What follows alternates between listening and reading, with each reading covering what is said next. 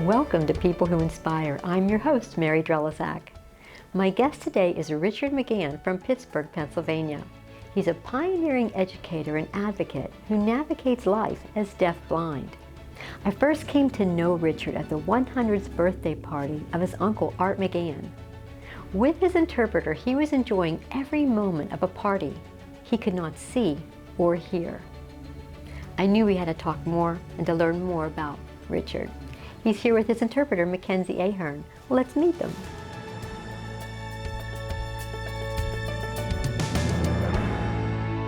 So Richard, we're going to talk about the things you enjoy, your career, your advocacy, and your accomplishments. We're going to talk about a bunch of things. But first, tell us about your guide dog. What is her name? She's a hearing dog from the Highland Canine. Okay. In North Carolina. That's where she was trained.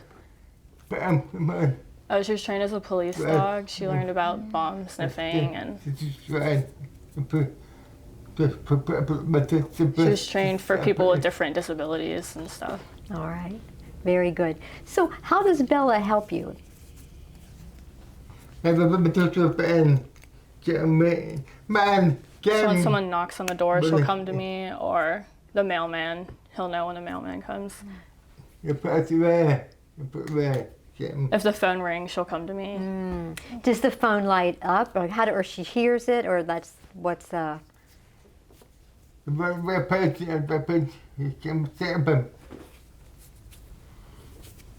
So his phone vibrates and she'll come to him. Very good. We're going to talk about technology. So, but first, I want to ask, what's the condition that caused you to lose your sight and hearing? Could you see earlier in life? She was born profoundly deaf. Okay. And later on, at about 5 years old, my vision started to go. Everything was dark. He would bump into other people.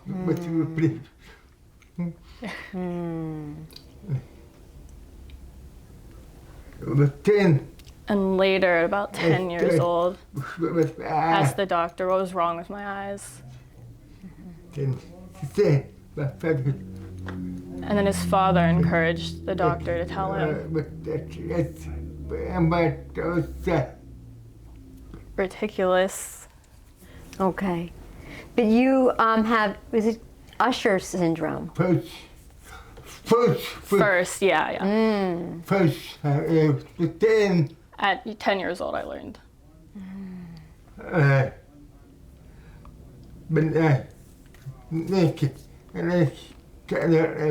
then in New York, when I went to the Helen Keller,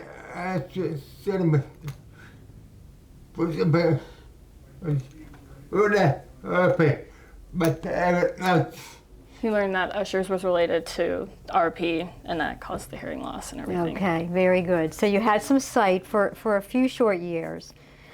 So I know that you're an avid reader. Okay, you read books and everything. Okay, so tell us. Baseball, football, basketball. Okay. He likes to read about sports. You like your sports. You like to read about sports. How does technology help you do that?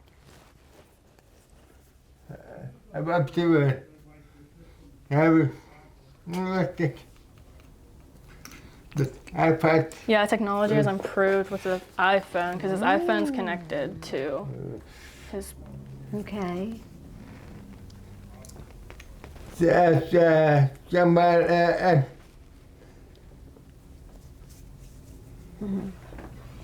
What is the this? chameleon, that's what it's called, the pad. Okay, so that looks. Okay. And is that's something that you keep on you? So when you are reading.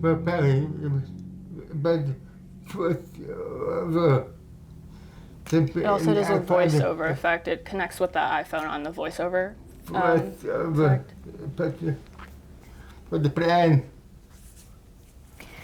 So, as I look at this, the device, and what is the device called?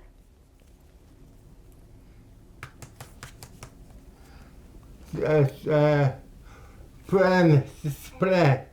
A Braille display. Braille display, very good. Yeah. Okay. Braille. Okay. All right. So even if you get a phone call, it's turning that voice into Braille. Yeah, It so if you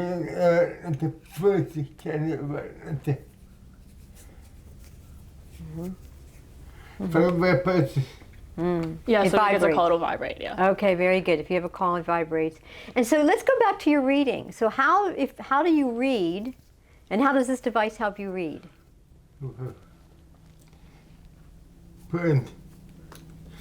Book. He read a book. His favorite author is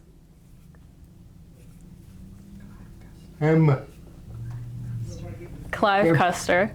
Clive Custer is your favorite author. Why?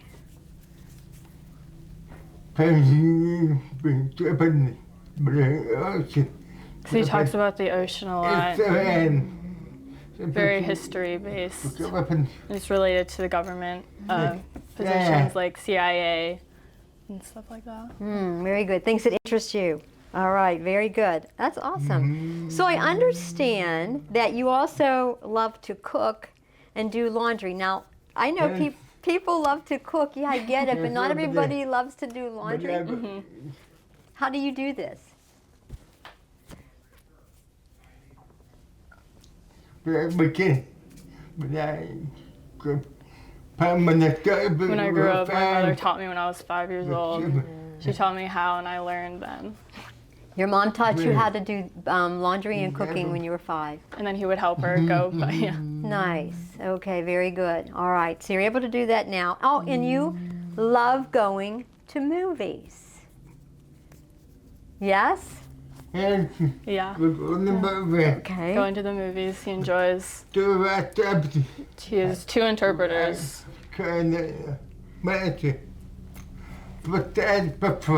Had to call the manager 4 days before.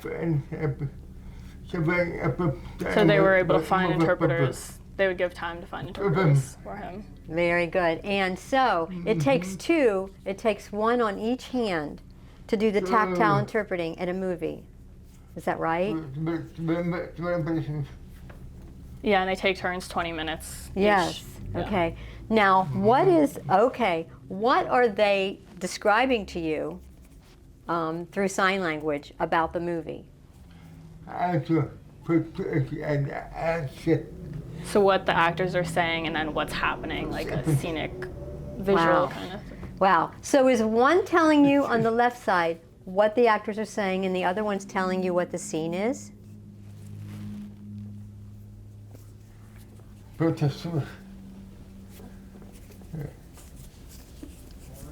No. So it's one person at a One time. person. And then they switch. Oh, okay. Yeah, so it's one person signing at once. They just take turns. Yeah. Yeah.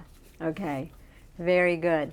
So during the movie, do you use your visual memory to paint a picture of what's happening when they say something, describe something to you? Are you able to tap into your visual memory from earlier?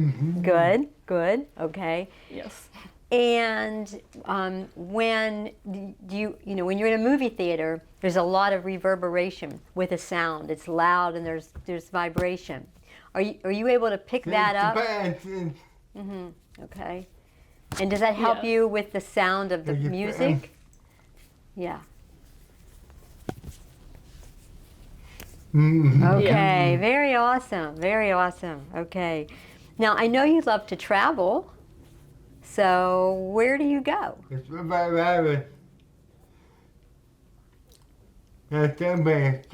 Last time went to Mexico. But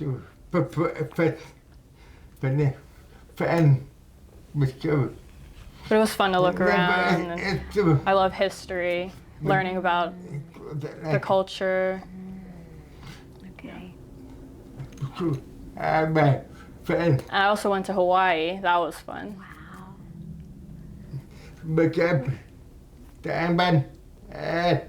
Walked up Diamond Head. And Baba first. First. And a waterfall. Wow. Wow, that's awesome. Do you travel with someone? Who do you go with? I have a deaf friend named Bonnie travel. Nice. Your deaf friend named Bonnie. That's awesome. That's awesome. Did you also go on a cruise? Yes. In Alaska. Alaska cruise. Oh my gosh. Wow. Wow. Wow. Yeah, it was great. That's pretty awesome. How do you experience the cruise ship and travel? Like, how do you take it all in? I feel the vibrations on the boat. And I meet people around. There's wonderful food. There's dancing. Do you dance? You do? Yeah. That's awesome. That's awesome. So when you're dancing, that kind of goes back to the movie question. Can you feel the vibration of the sound, and that's what you're dancing to, the vibration? There you go. Awesome. Awesome. Are you a good dancer? Georgia and my sister, and they taught me dancing. Oh, your sister taught you dancing? I'm making bad dad. I'm making bad dad. An American Bandstand. Oh, they were talking about the TV stand. Yeah. I remember that. That's awesome. That was pretty good. That is so awesome. That is awesome. So tell me, years ago you attended the Helen Keller National Center for Deaf Blind in Brooklyn, New York.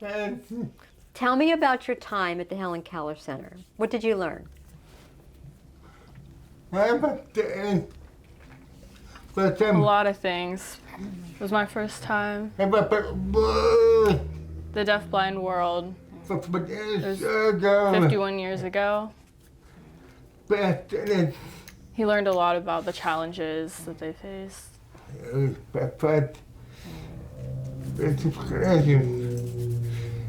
there was a thing when people would put on a blindfold and they would experience how it was like. Okay. Okay. All right. Look, I simply. They would learn how to assemble things, the work life. So life skills. And then, Okay. And they had different kind of games for deaf-blind. Okay. Enjoyed that. Bingo. Okay. Okay. And I know it's focused on leadership a lot there too. Is that right? Yeah. Okay. Very good. What did you learn? What did you learn about yourself? It's important to learn how to live independently. It's also good for future jobs. Okay. All right. So you learn how to live independently. Good for future jobs. What did you learn about yourself? What did it teach you about you?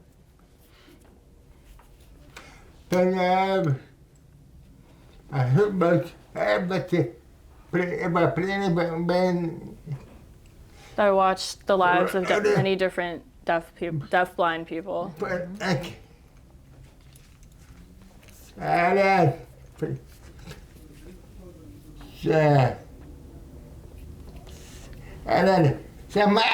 Same idea of Gilligan's Island. Feeling lonely, like on Gilligan's Island. Right.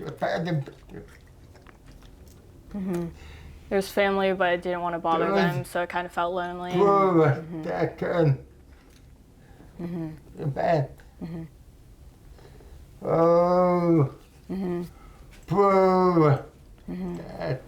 you learn protactile, like he would reach out and touch the next person and different things, Okay. Okay. Very good. So it really taught you how to navigate. Yeah. So you were there, you went to a restaurant and something unexpected happened. What happened?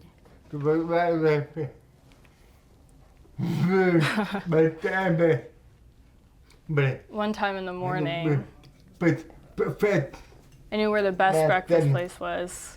On 48th Street and 8th Avenue. I would walk there.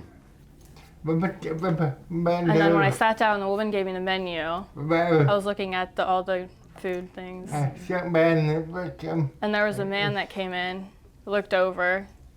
They made eye contact. He went back to looking at his menu. And the man walked to the other side. And then people started screaming. He was just reading his menu.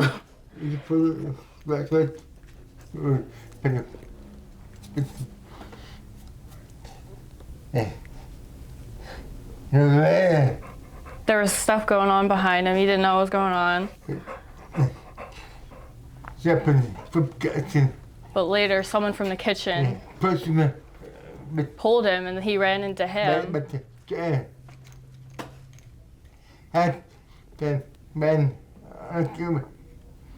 And then a bunch of ruckus with the chairs. People were looking at him. He was just sitting there quietly, reading his menu. And then someone came up and tapped him. And they asked him, "Do you know what happened?" He said, "I don't know." They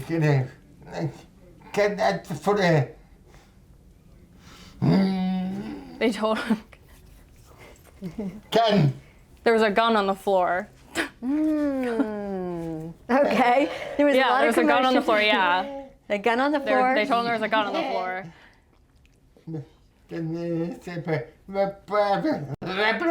They told him he was very brave, and he said, "Oh, I'm not brave, I'm just deafblind." I'm not brave, I'm just deafblind. So there was a robbery happening in this restaurant that just you didn't even have to worry about. He had no idea. That's good. That's awesome. That is awesome. That is awesome. I want to know about your career with the Western Pennsylvania School for Blind Children. What did you do there? You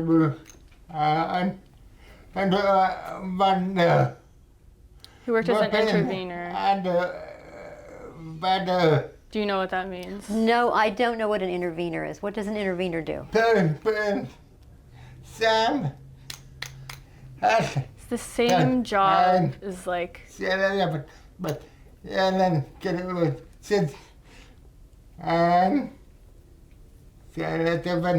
how Anne Sullivan was with Helen Keller.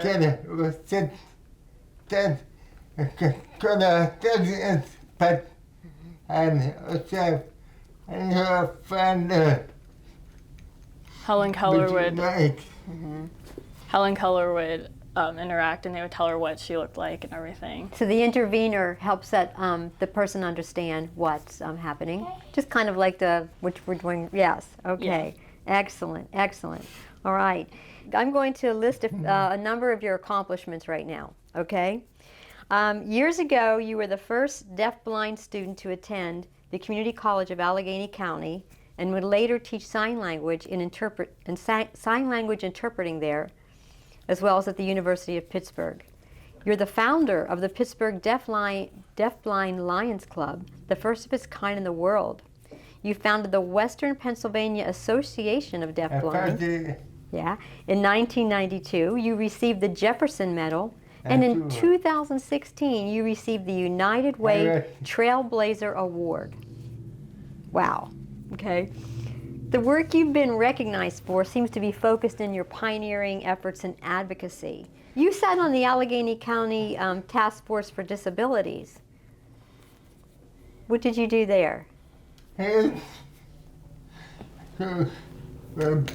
I encouraged deafblind people.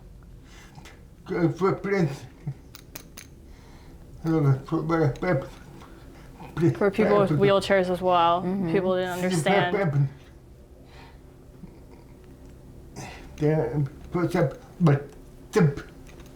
For example, on one step,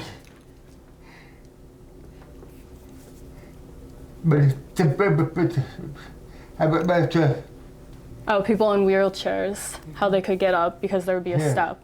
Mm-hmm. So they would figure out how to get a ramp up there.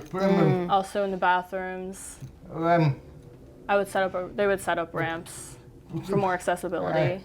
Very good. So you really fought and worked hard to make sure that people with disabilities of all kinds had access to the things that they needed. Yeah, okay, very good. So I know that your late wife Karen was so supportive of you, and together you had a deaf ministry within the Diocese of Pittsburgh. Tell us about what you did together, and tell us a little bit about Karen. Karen, my wife Karen, Yeah, my wife Karen, she was a wonderful worker.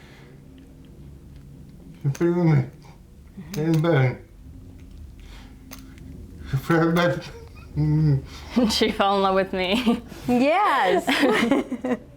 Did you dance together?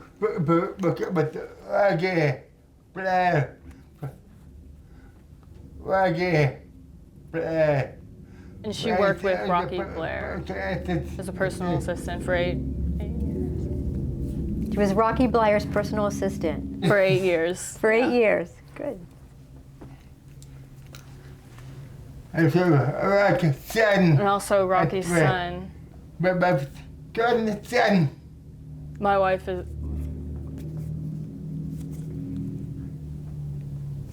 is his godson. So that's very, yeah. Very good. Excellent. That is so awesome. That is wonderful. So you've endured great frustration in removing barriers for those who are deaf blind, and this has empowered your work, but still, there is a joy and a peace about you. Where does that come from? Yeah, I'm always happy. I'm very thankful for my parents. Who taught me self-determination. And self-trust. That you must plan for your own success. And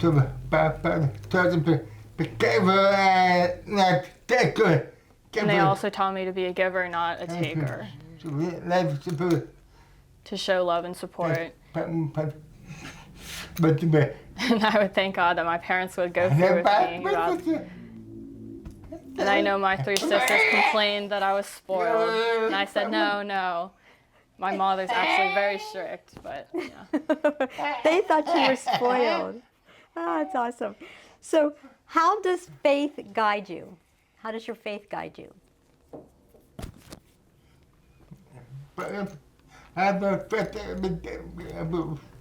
So I have faith with myself, in myself.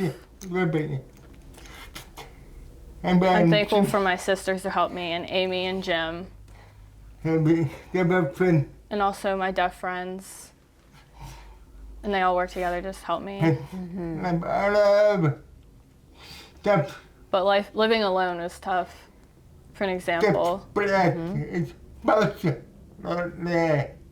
Deaf blind people are the most lonely people on earth. Because they don't know what's going on. What people are wearing, they don't know.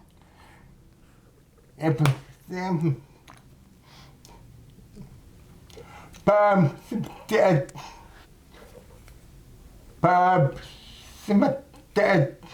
Smithis, yeah. Taught me how to become a leader, and he said,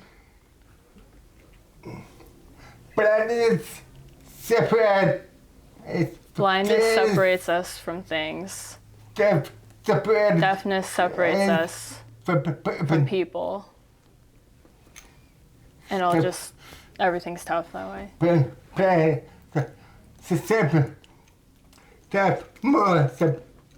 Because deaf people are more disabled. Because the blind depend on the ears.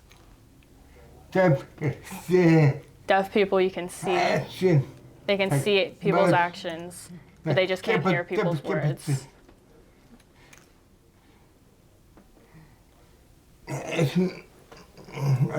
Deaf people have captioning, blind people don't have that.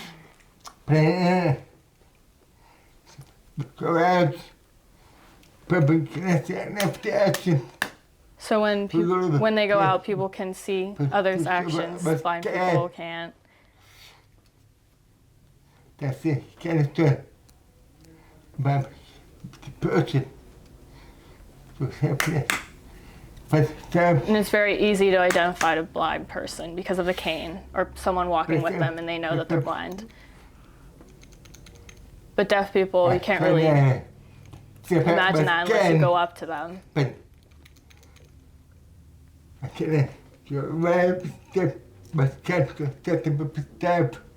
But when I go out and I have my cane or my dog, people just assume that I'm blind. They don't know that I'm also deaf.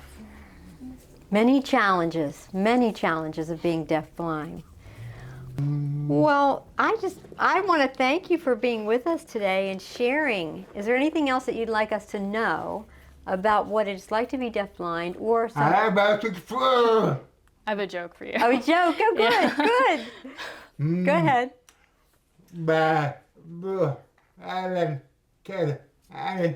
Why were Helen Keller's hands colored purple? Okay, why were Helen Keller's hands colored purple? She heard it through the grapevine. That's great. That is awesome. Thanks so much for sending us out on a joke. That is so awesome. Helen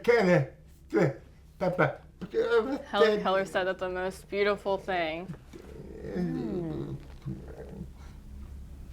Oh,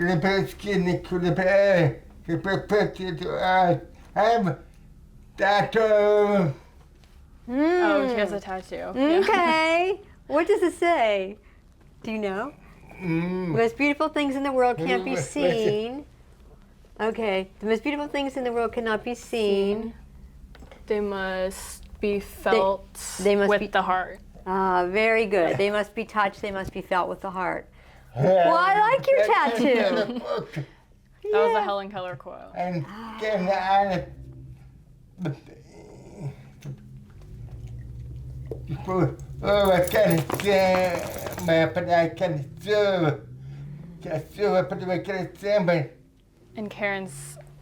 he has Karen's hands tattooed. Oh, wow. Oh, wow. Oh, my goodness. Wow. That's awesome. So Helen Keller quote. And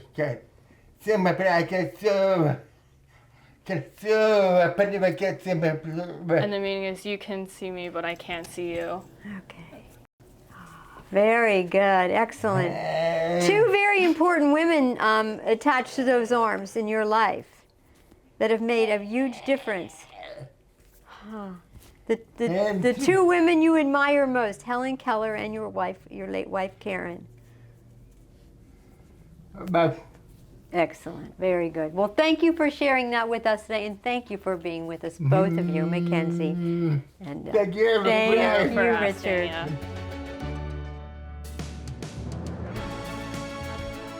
In a speech Richard gave years ago as part of the Pittsburgh Catholic Deaf Ministry, he shared through an interpreter what his father once told him, that all people are the same, and that each one has their own disability. It might be physical, emotional, or spiritual. Richard encouraged the audience, saying, I call you now to open your hearts to a relationship with God, so He will lead you to accomplish your future goals successfully. Whatever challenge or disability you may encounter, instead of asking why, ask God, what can I do with this? How can I use my abilities to live fully and to make a difference in the lives of others? It's from this place, like Richard, that you can do all things. Thanks so much for being with us.